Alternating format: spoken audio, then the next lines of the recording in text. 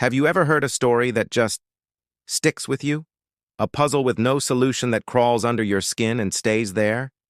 Today, we're opening the vault on 5 of the most baffling unsolved mysteries in history, cases where logic fails and the line between reality and the impossible blurs. Our first story takes us to a quaint English cottage in the 1950s. It's a dark, rainy evening. Inside, 66-year-old Owen Parfitt, an elderly man confined to a wheelchair, sits by the window. His sister leaves him for just a moment, a simple blanket folded neatly on his lap. When she returns, the room is silent. The wheelchair is empty. The blanket is still folded, undisturbed. The window and door to what they called the yellow room were locked from the inside. How does a man who can barely walk vanish from a sealed room in broad daylight without a trace? No signs of a struggle. No footprints in the mud outside. No body was ever found. It's as if he simply evaporated into thin air. Police were stumped. Locals whispered of old legends and dark forces. To this day, the disappearance of Owen Parfitt remains one of the most perplexing vanishing acts ever recorded. It's a chilling reminder that sometimes the most secure locks can't keep the unknown out. Transition to a smoky, fiery visual. Now let's fast forward to the 1980s, a decade haunted by a strange and terrifying phenomenon. Across Britain, house fires were breaking out with alarming frequency. Tragedies that left families with nothing but ashes. Yet, amidst the charred rubble of over 50 different homes, a single, eerie object was consistently found, untouched by the flames.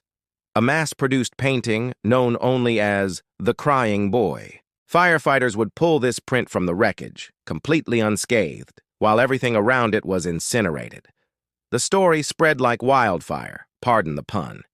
Newspapers ran headlines about the Crying Boy curse. People who owned the painting started coming forward, reporting unsettling experiences. A sense of being watched, persistent nightmares, and an overwhelming feeling of dread just before their homes were destroyed. Was it a bizarre coincidence, a chemical property of the print's varnish, or something more sinister?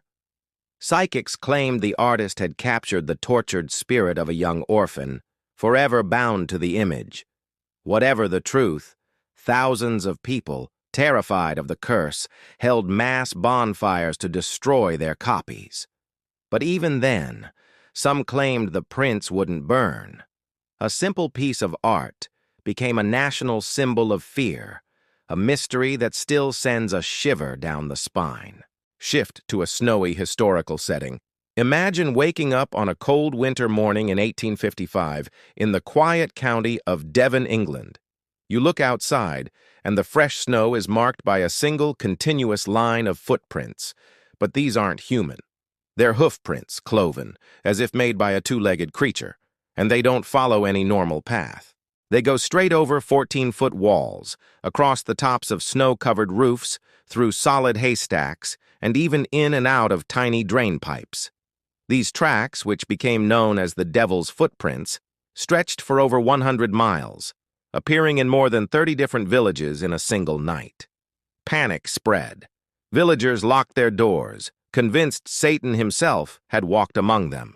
Scientists were baffled. Theories ranged from a weather balloon dragging chains to kangaroos escaping a private zoo, but none could explain how the tracks crossed rivers and appeared on inaccessible rooftops.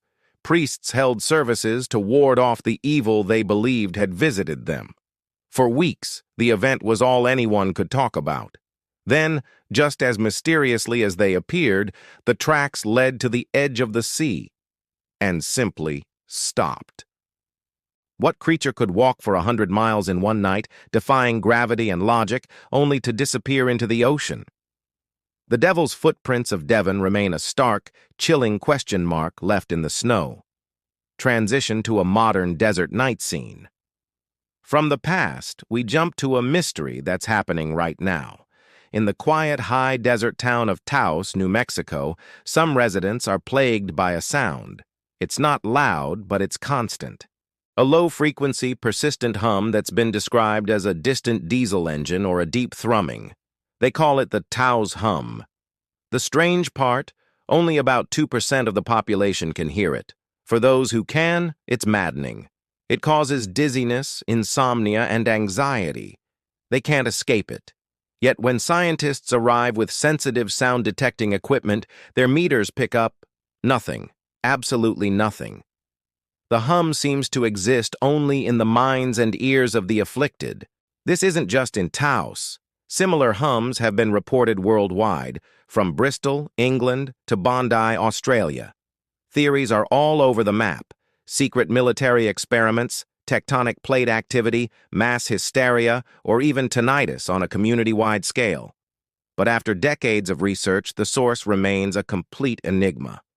As of 2025, the Taos hum is still humming, an invisible torment for a select few, and a profound mystery for us all.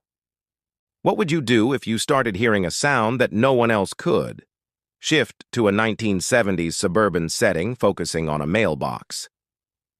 Our final case is perhaps the most personal and terrifying. It begins in 1976 in the small town of Circleville, Ohio.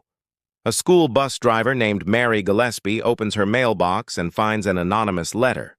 Written in crude block letters, it accuses her of having an affair with the school superintendent and demands she stop. It's just the beginning. Soon, more letters arrive, not just to Mary, but to her husband, her family, and even her neighbors. The writer seems to know everyone's darkest secrets, exposing private lives and spreading paranoia throughout the town. The letters become more threatening, vowing to reveal everything to the public. Then, tragedy strikes. Mary's husband, Ron, furious and desperate to find the writer, dies in a suspicious car crash. A gun, which had been fired once, was found next to him. The letters don't stop. They even accuse the local sheriff of a cover-up. Eventually, Mary's own brother-in-law is convicted of writing the letters, but even while he's in prison, the letters continue to arrive, postmarked from a town miles away. The anonymous writer, known only as the Circleville letter writer, predicted accidents, ruined reputations, and was linked to at least one death. To this day, their true identity has never been discovered. A poison pen that terrorized a town and got away with it. Sound of a heavy vault door slamming shut. 5 stories, 5 questions with no answers. From a man who vanished from a locked room, to a cursed painting, to the devil's own footprints in the snow. Each one is a crack in the foundation of what we think we know. Which one will keep you up at night? Let us know in the poll. Thanks for journeying into the unknown with us. If you crave more mysteries that defy explanation, make sure to hit that subscribe button and ring the bell. We uncover new secrets every day. Until next time, keep questioning.